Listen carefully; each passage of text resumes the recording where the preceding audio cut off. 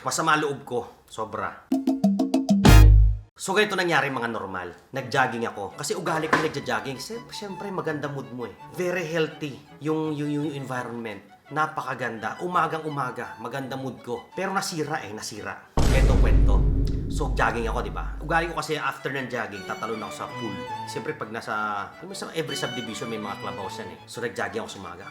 Kasi napakaganda ang mood ko eh. Sobrang ganda eh. Napakaganda na sikat ng araw. Saktong-sakto lang. Alam mo yung mayaman sa vitamin D. So ngayon, jogging ako. Siyempre, nagsimula ako dun sa resort mag-jogging kasi nakahanda na yung mga pagkain ko dun eh. After mag-jogging, so ngayon, jogging ako. Paulit. Nag-jogging ako. So nag-jogging ako.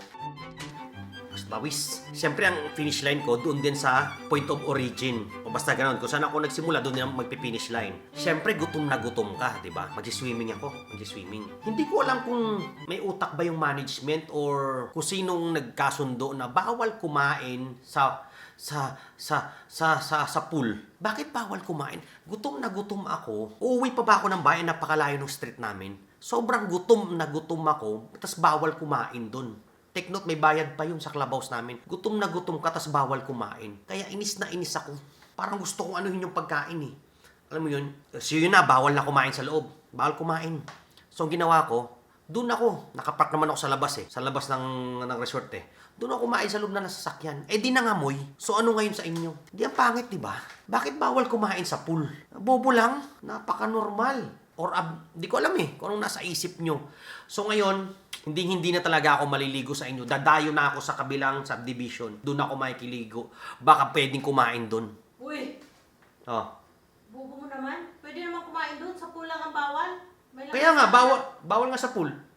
May lamesa naman nakalagay doon. Pwede doon kumain. Bubo talaga nito. Oh. Sa pool lang yun. Bawal. Doon mismo sa pool. Anong mismo sa pool? Sa swimming pool. Bawal kumain. Bawal mag-ano. Yun yung ibig sabihin nun. Pero may lamesa doon. Pwede kumain. Tanga-tanga nito. The prophecy is true. Actually, maganda yung slides nila eh. Kasi may paano siya, may paliko-liko siya. Yun ang gustong-gusto ko sa resort na yun, promise. Sa clubhouse namin. Napakaganda niya. Sa pool lang pala bawal. Okay, joke lang po yung lahat. For entertainment purposes only. Nagjo-joke lang po ako. Comedian po ako.